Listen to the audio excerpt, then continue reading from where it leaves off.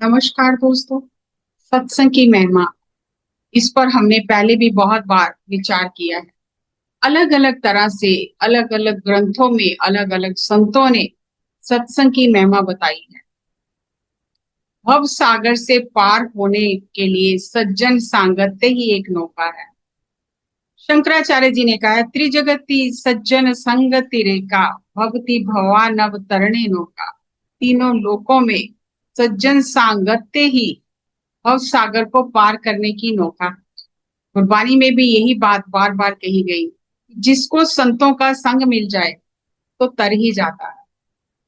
ऐसे ही हम सब ने माता शबरी की कथा बहुत सुनी है। किस प्रकार माता शबरी ने श्री राम जी को जूठे बेर खिलाए, ये कथा हम सभी जानते हैं।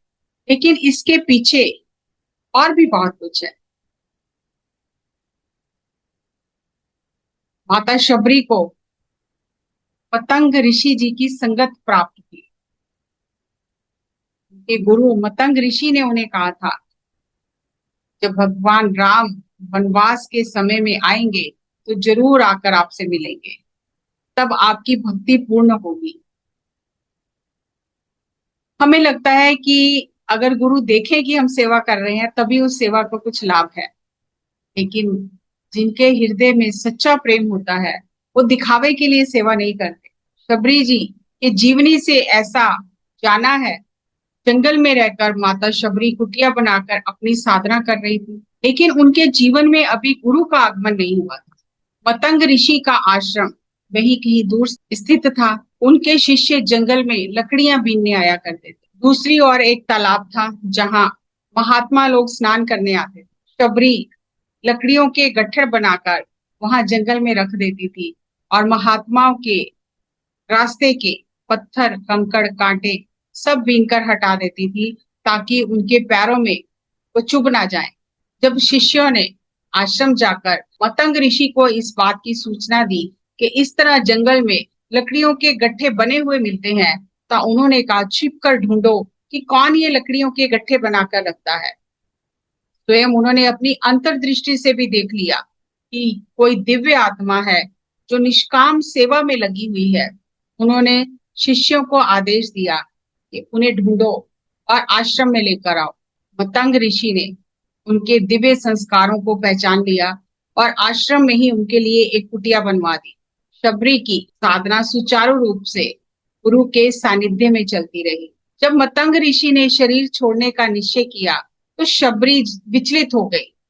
तो गुरु ने शबरी को आशीर्वाद दिया, आश्वासन दिया कि शबरी, तेरे जीवन में करुणा, तप, ध्यान, सेवा, प्रेम सब कुछ है। इसी कारण जब भगवान राम वनवास जाएंगे, तेरी कुटिया में भगवान राम अवश्य आएंगे। अब तुम्हें कहीं जाने की जरूरत नहीं है, तुम अपनी साधना में लगी रहो, यही मेरा आशीर्वाद है। और ये कहकर मतंग ऋषि ने शरीर छोड़ दिया। तभी से शबरी गुरु के वचनों पर भरोसा करके आश्रम में रहकर साधना करती रही और पल पल हर क्षण प्रभु के आने की प्रतीक्षा की। रास्तों में फूल बिछाती रही, कंद मूल चुनकर प्रतिदिन लाती रही कि क्या पता कब श्री राम आ जाएं। हर दिन ऐसे प्रतीक्षा की जैसे आज ही आ जाएंगे। फिर वो दिन भी आ गया जब भगवान श्री राम शबरी की कुटिया में आ गए। अध्यात्म के मार्ग में गुरु का महत्व सर्वोपरि है। गुरु के बिना अध्यात्म के मार्ग में विकास संभव नहीं है। जब व्यक्ति के पुण्य उदय होते हैं तब उसे किसी सिद्ध पुरुष का, किसी महापुरुष का जीवन में संग मिलता है और सत्संग से ही मोक्ष की प्राप्ति हो जाती है। श्री राम ने शबरी के जूठे बेर खाए। भगवान श्री राम ने शबरी को नवदा भक्ति का उपदेश दिया। इस नवदा भक्ति में सबसे प्रथम भक्ति संत संग ही है। प्रथम भक्ति संते कर संगा, सबसे पहली भक्ति सत्संग, संतों की संगत को कहा गया है। जब व्यक्ति के अंदर शुभ संस्कार उदय होते हैं तब उसे संत का संग प्राप्त होता है। शबरी को भी अपने जीवन में मतंग ऋषि का संग प्राप्त हुआ और उनके आशीर्वाद से आज भगवान श्री राम से मिलन हुआ। और उनके आशीर्वचनों से और स्वयं की साधना से आज श्री राम से मिलन हुआ और श्री राम से नवविध भक्ति का उपदेश ग्रहण किया। नवविध भक्ति में सबसे प्रथम भक्ति संत का संग बताया गया है, सज्जन सांगत्य बताया गया है। कितना जरूरी है, कितना महत्वपूर्ण है, हमें ये समझना है। हम बहुत भाग्यशाली हैं कि हमारे जीवन में भी ऐसे पूर्ण संत हमें मिले। ब्रह्म ऋषि सुभाष पत्री जी, उन्होंने हमें 18 सूत्र बना के दिए, हाईवे बना के दिया कि इन 18 सिद्धांतों का पालन करके आप अपने जीवन को सफल कर लोगे। जिस कार्य के लिए धरती पर आपने जन्म लिया है वो कार्य सिद्ध हो जाएगा अगर आप इन सिद्धांतों का पालन करोगे। और उन सिद्धांतों में एक सिद्धांत ये भी है कि अपने अनुभव दूसरों के साथ साझा करो और दूसरों के अनुभव सुनो। सज्जन सांगत्य, संत संग, हर धर्म में, हर ग्रंथ में सत्संग की महानता को बताया गया, संत के संग की महानता को बताया गया। हमें तो वो संग प्राप्त ही है। आवश्यकता है उनके बताए हुए सिद्धांतों पर चलने की, हाईवे पर चलने की। हाईवे छोड़ के सर्विस लेन में ना जाए, हाईवे पर चलते रहें।